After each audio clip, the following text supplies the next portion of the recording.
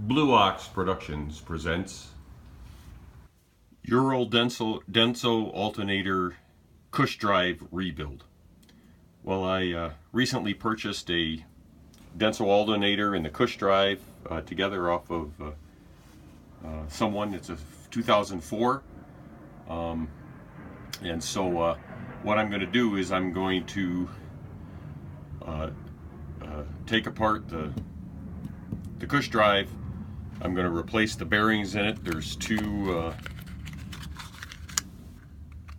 6004 bearings in it, sealed bearings. And also what I'm going to do is I'm going to take these bearings apart, and any grease that's in there I'm going to clean them out, and I'm going to put Krytox in there.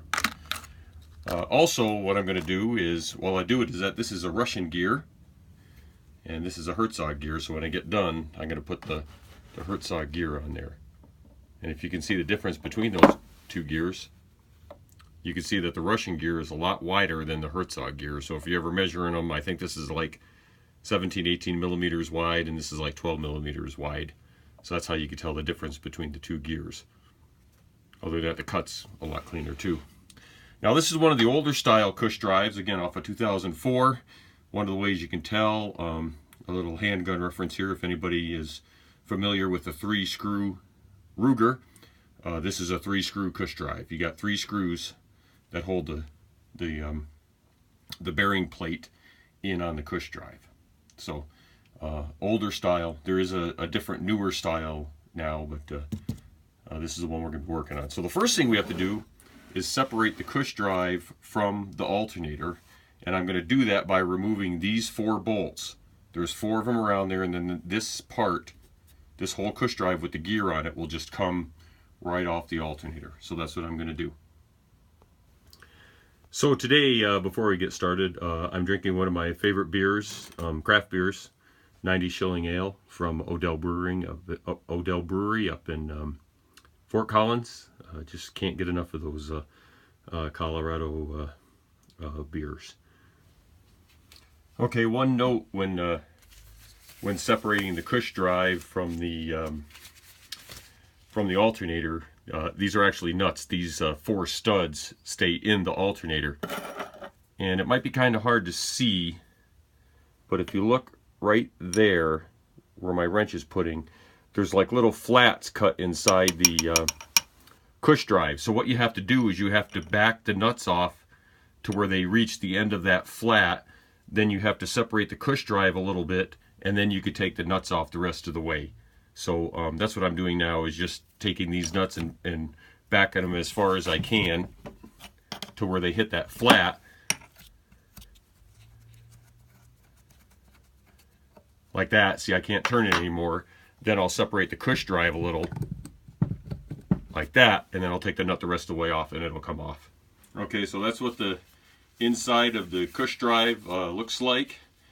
This is the alternator side. You can see you have rubber blocks in there, and there's 3 little vanes in here, and there's 3 little slots for these vanes to sit inside.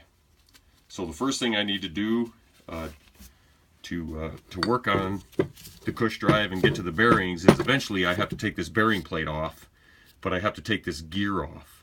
Okay, so it's basically on this version, it's a castellated nut with a cotter key. You take that off, and then you have to use a puller to pull the gear off. Now the trick is